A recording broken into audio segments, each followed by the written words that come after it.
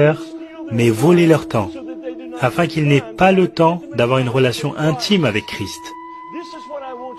Voilà ce que je veux que vous fassiez, les distraire de l'attachement à Jésus-Christ et du maintien de cette connexion vitale tout au long de la journée. Comment ferons-nous ça, ont-ils demandé? Gardez-les occupés dans les choses non essentielles de la vie et inventez de multiples plans pour occuper leur esprit. Tentez-les à dépenser et dépenser et à emprunter et à emprunter, convaincre les jeunes épouses qu'elles doivent travailler et les maris qu'ils doivent travailler 6 jours par semaine pendant 10 à 12 heures par jour, afin qu'ils puissent se permettre leur train de vie. Empêchez-les de passer du temps avec leurs enfants. Tandis que leur famille se disloque, bientôt leur maison n'offrira aucune échappatoire à la pression du travail. Surstimulez leur esprit, afin qu'ils ne puissent pas entendre cette petite voix calme. Incitez-les à écouter la stéréo pendant qu'ils conduisent.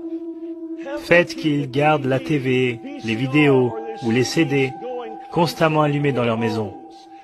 Assurez-vous que tous les restaurants et magasins dans le monde diffusent constamment de la musique. Cela va brouiller leur esprit et briser leur union avec Christ. Remplissez leur esprit d'informations et de météo 24 heures par jour. Envahissez leur temps dans la voiture avec des panneaux d'affichage lumineux, inondez leur boîte mail et leur boîte à lettres d'immondices et de courriers indésirables pour les faire chuter.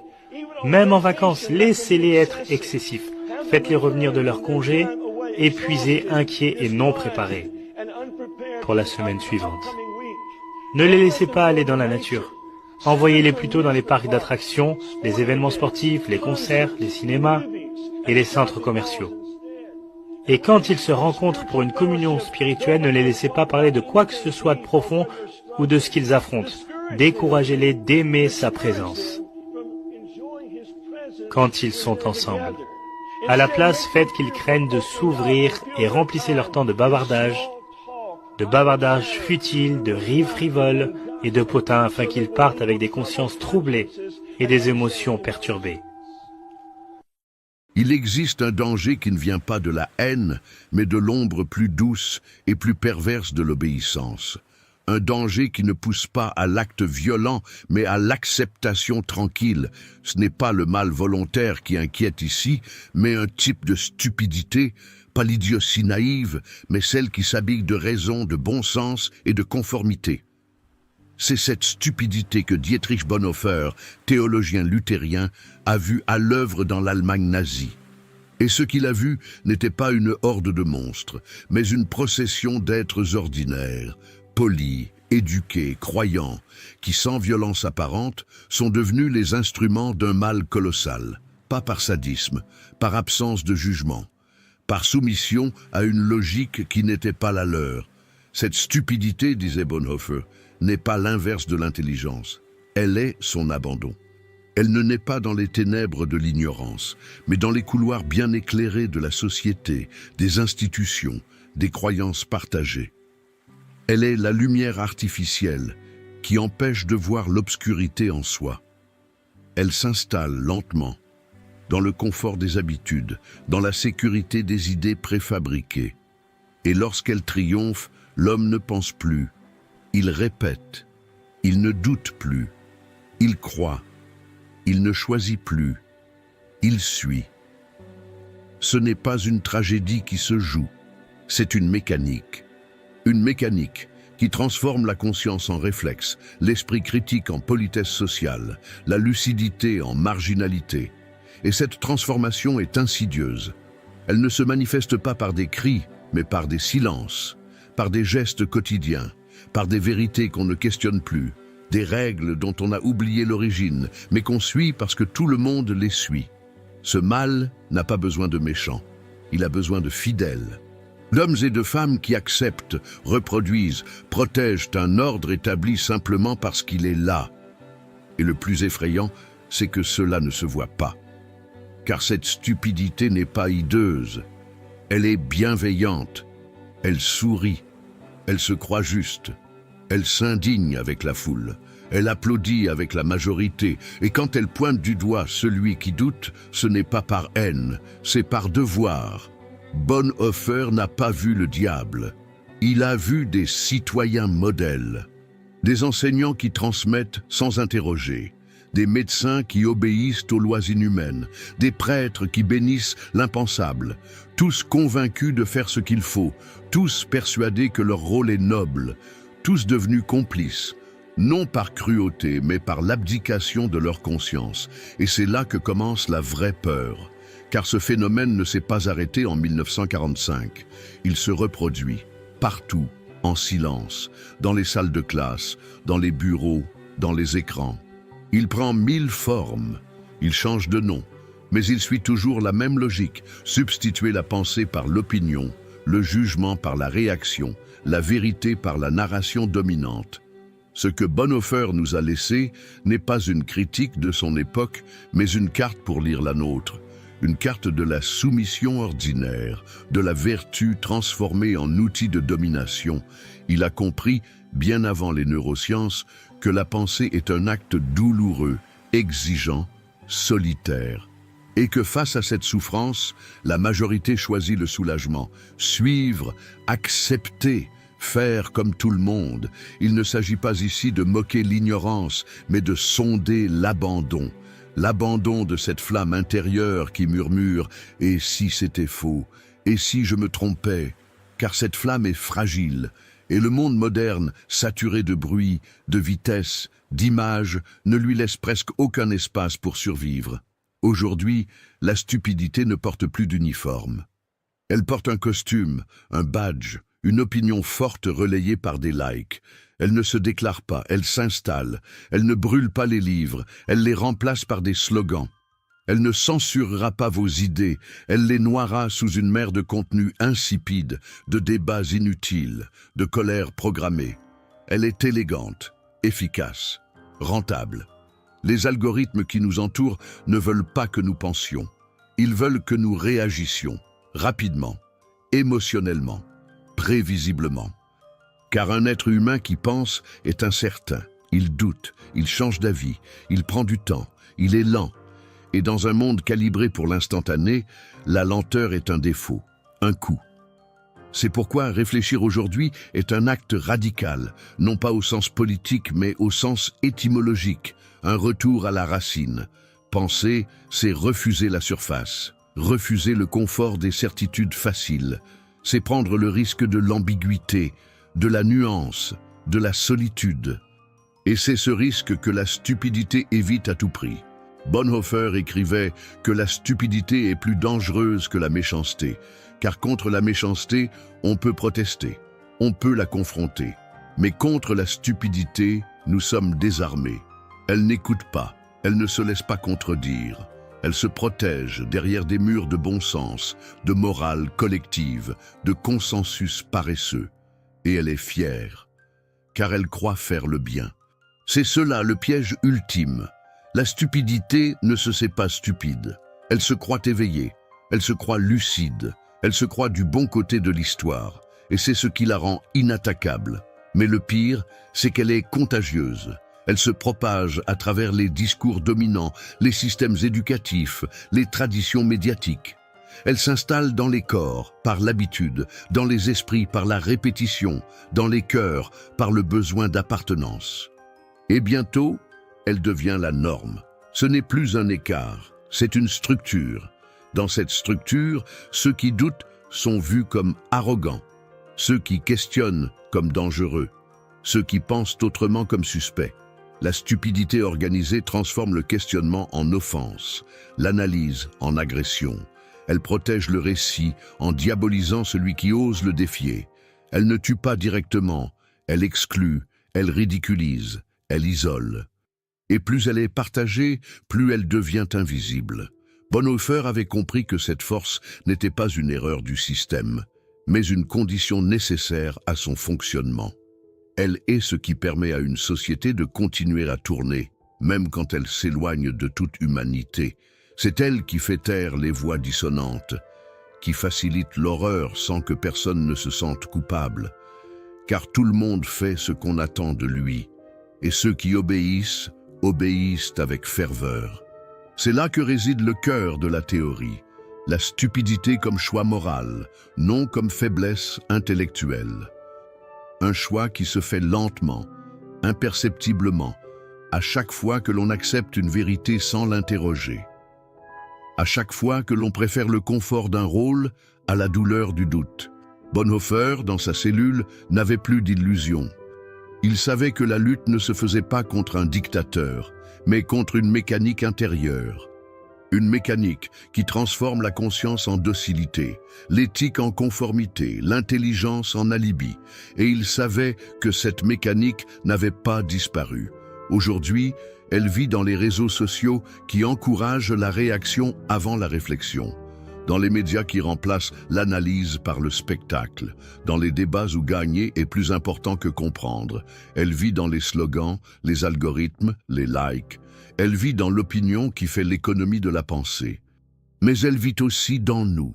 Chaque fois que nous choisissons le silence pour ne pas déranger, chaque fois que nous répétons une phrase sans en sonder le sens, chaque fois que nous condamnons quelqu'un pour avoir pensé trop fort, la stupidité s'installe. Et elle ne part pas, elle s'enracine. Et le drame, c'est qu'elle fonctionne, elle maintient l'ordre, elle évite les conflits, elle rend la vie sociale plus fluide, elle permet aux institutions de perdurer. Elle garantit une certaine paix, une paix plate, stérile, sans lumière, une paix de surface, où l'âme se tait pour que le système parle à sa place. C'est pourquoi elle est si précieuse pour les pouvoirs. Car un peuple qui ne pense plus est un peuple prévisible, un peuple gérable, rentable. Cette paix a un prix, le prix de la lucidité, le prix du discernement, et peu sont prêts à le payer. Penser est devenu un acte coûteux, biologiquement, émotionnellement, socialement. Le cerveau résiste à ce qui le bouscule. Il préfère les raccourcis, les certitudes, les familiarités. La science le montre. Confronter ces croyances actives dans le cerveau les mêmes zones que la douleur physique. Oui, penser fait mal. Et c'est pourquoi tant de personnes choisissent la répétition à la réflexion. Les expériences de psychologie sociale menées au XXe siècle confirment ce que Bonhoeffer avait perçu intuitivement. L'expérience de Solomon Asch, par exemple, a montré à quel point le besoin d'appartenance peut faire plier la perception elle-même. Des individus préféraient donner une réponse manifestement fausse uniquement pour ne pas se distinguer du groupe. Mieux vaut avoir tort ensemble que raison seule. Cette phrase, en apparence absurde, est devenue la devise invisible de notre époque.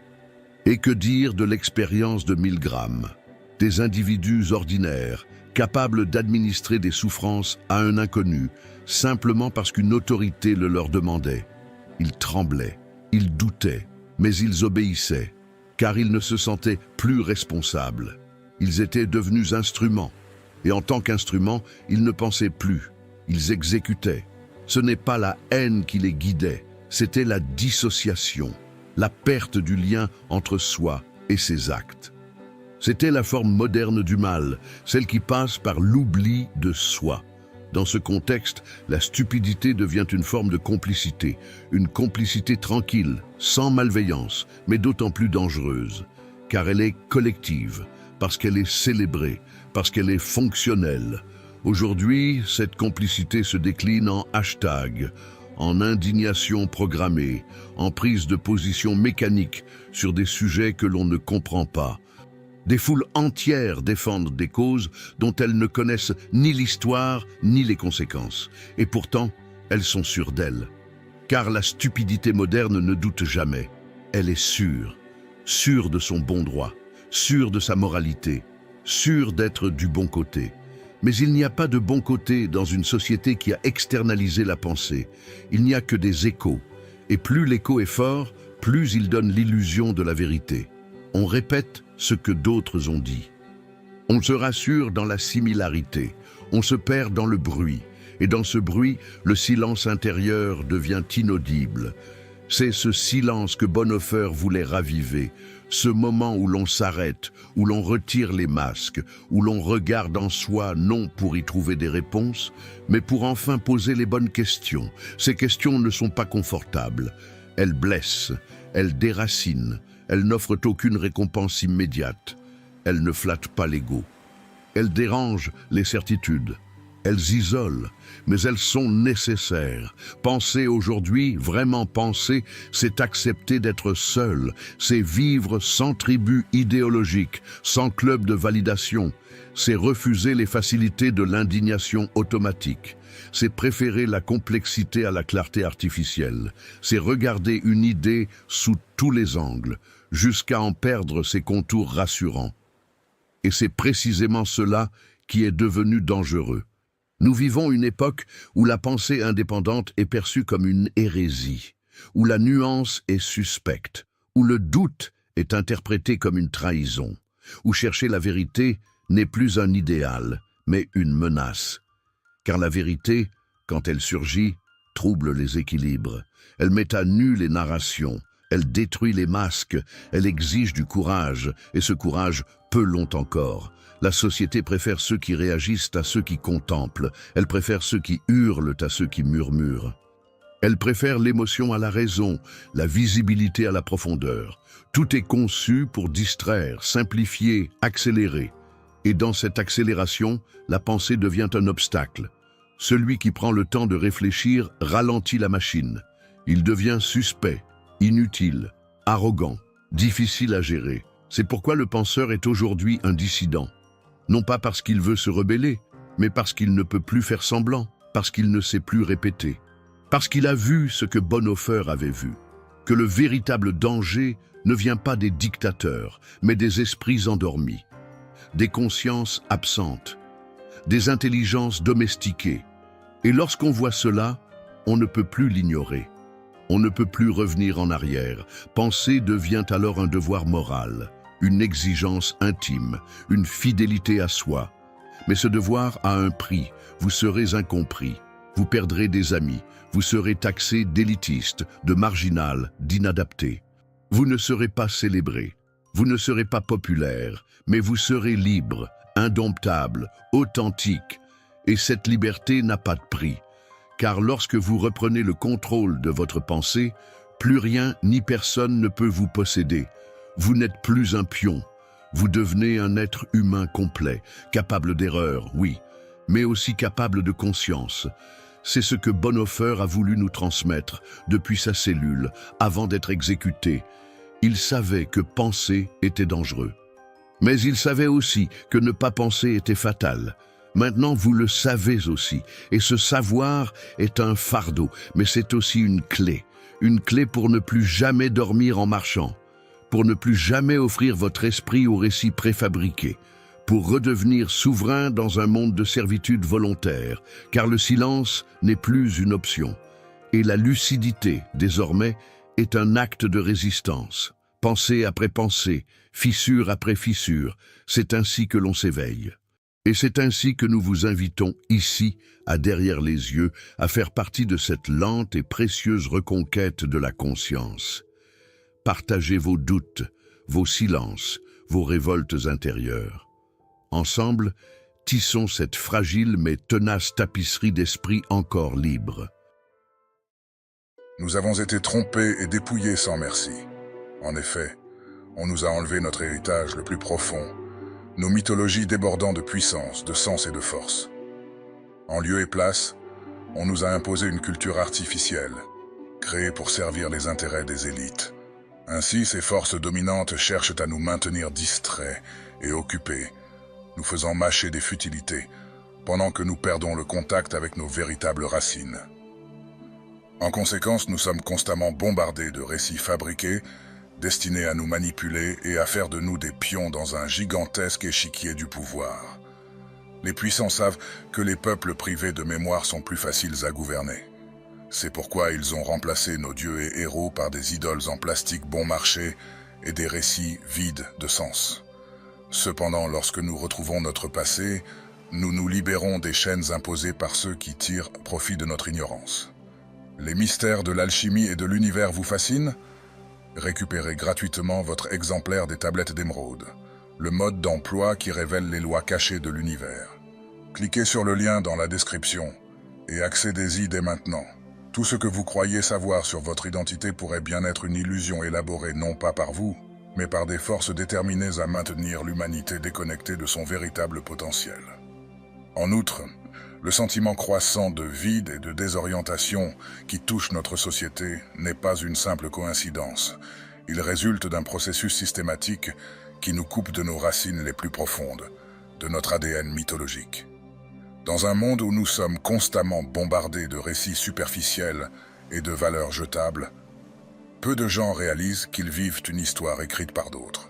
Des grandes entreprises, des médias et des structures de pouvoir dominantes ont créé une matrice de signification artificielle qui nous piège dans un cycle sans fin de consommation et d'aliénation. Cependant, il existe peut-être un moyen de se libérer de cette hypnose collective. La vérité inconfortable, c'est que nous avons perdu notre boussole intérieure. En effet, les traditions anciennes qui guidaient l'humanité pendant des millénaires ont été progressivement remplacées par une spiritualité vendue comme un simple produit de consommation. Ce que peu savent, c'est qu'un chemin alternatif existe. Un voyage de redécouverte qui peut nous reconnecter à notre essence la plus profonde. Il ne s'agit pas simplement d'une théorie sur la prise de conscience de soi ou la croissance personnelle. Ce que nous allons explorer ici est une carte ancestrale préservée à travers les âges par ceux qui comprenaient la véritable signification de la mythologie personnelle.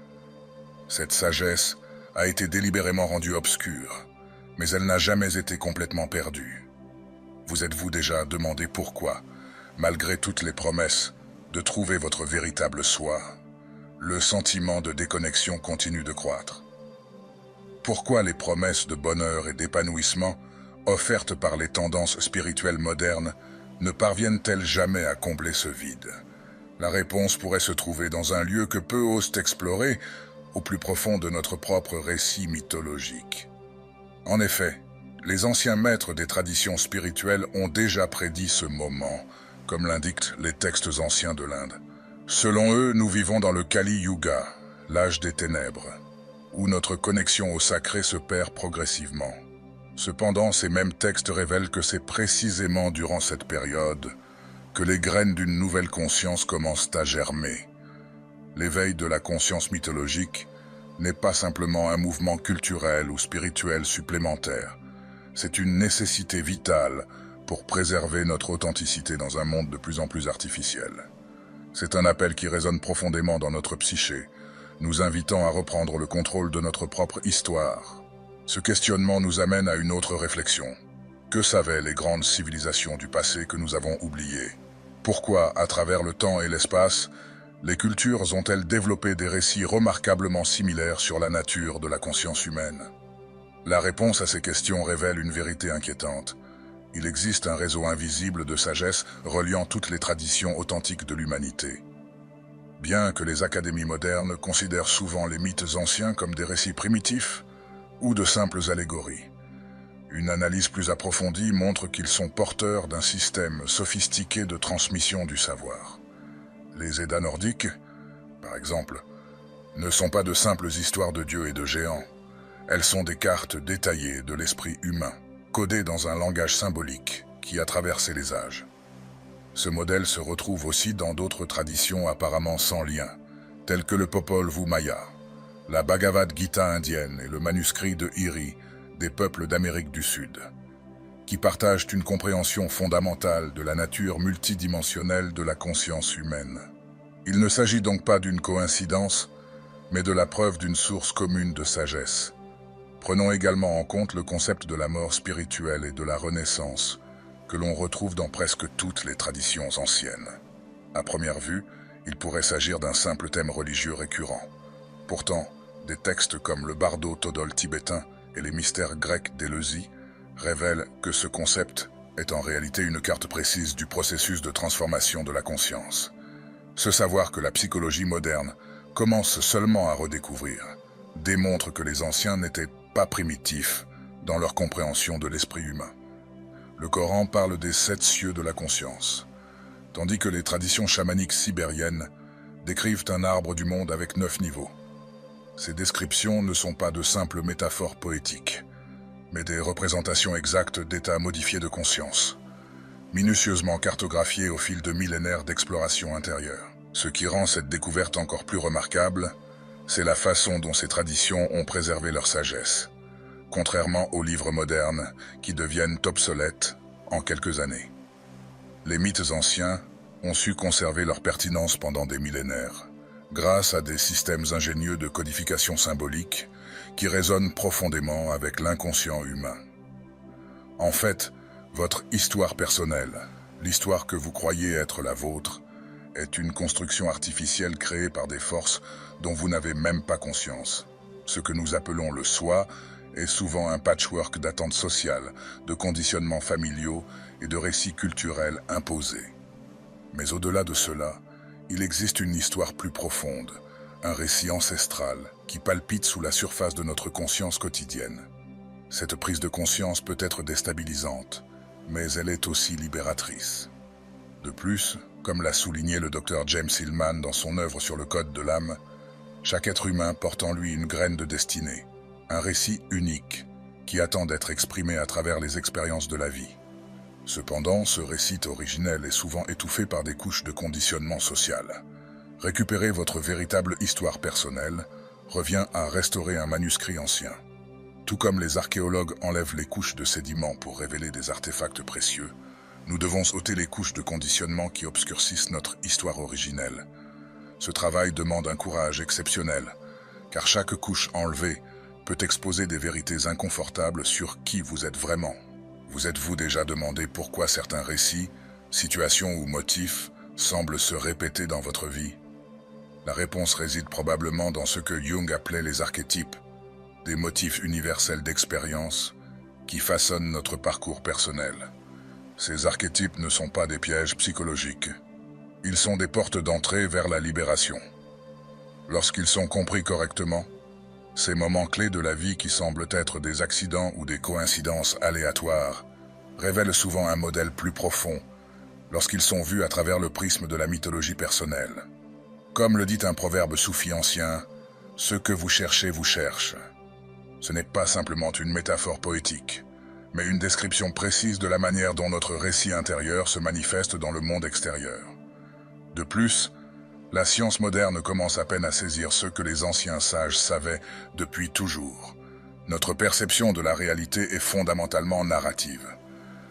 La recherche en neurosciences cognitives montre que le cerveau humain est conçu pour traiter la réalité à travers des histoires. Il n'est donc pas surprenant que chaque culture traditionnelle ait préservé sa sagesse la plus profonde sous la forme de récits mythiques. Cependant, il existe un véritable danger dans ce voyage de redécouverte de soi que peu sont prêts à affronter.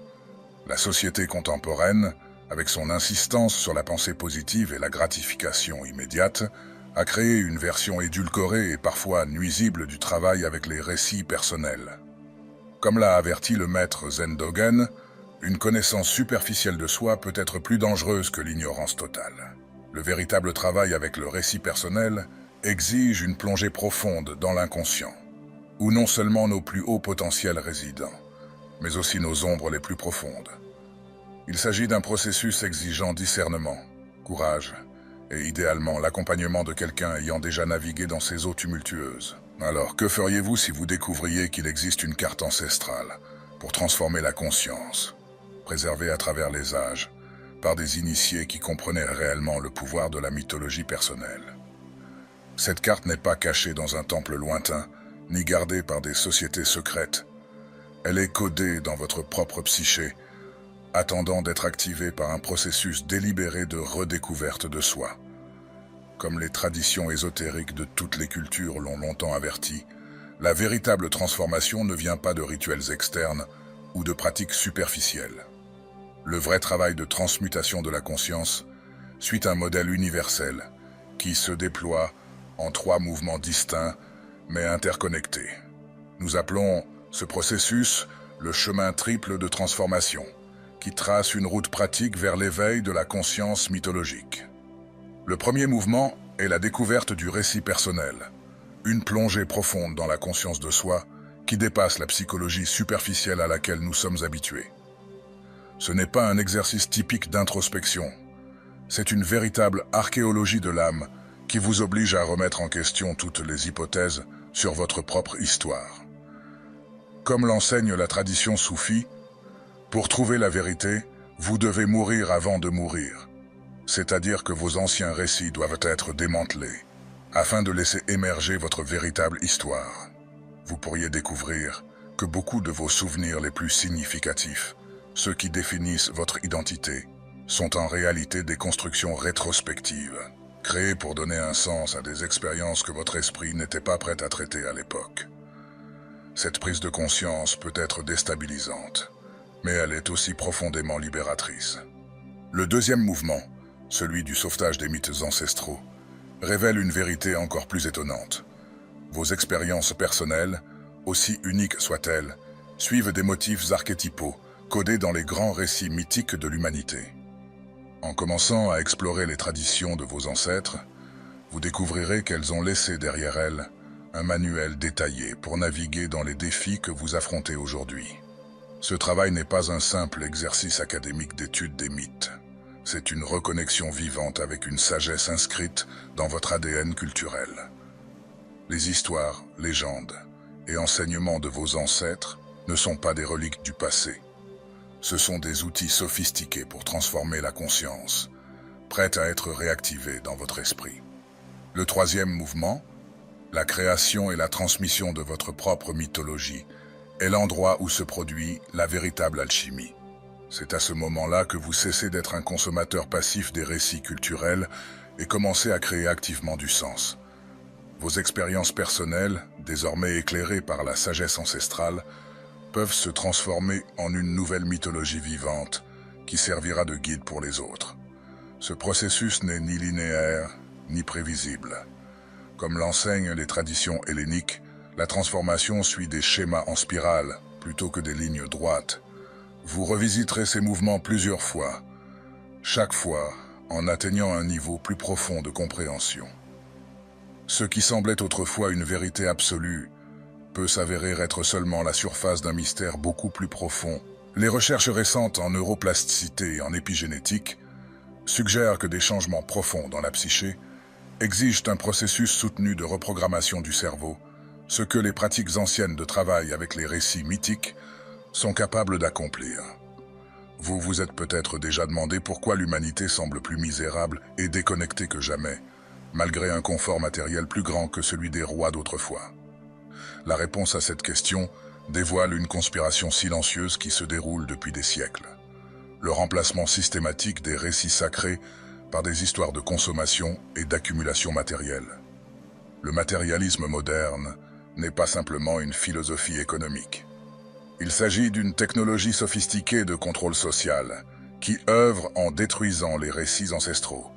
Ainsi, lorsque vous prenez conscience de cette vérité, vous entamez un voyage qui ne dépend pas seulement de la compréhension intellectuelle, mais de l'engagement dans un travail profond et transformateur sur votre propre psyché. Vous êtes l'artisan de votre propre récit, et c'est en retrouvant cette autonomie narrative que vous pourrez retrouver votre essence véritable.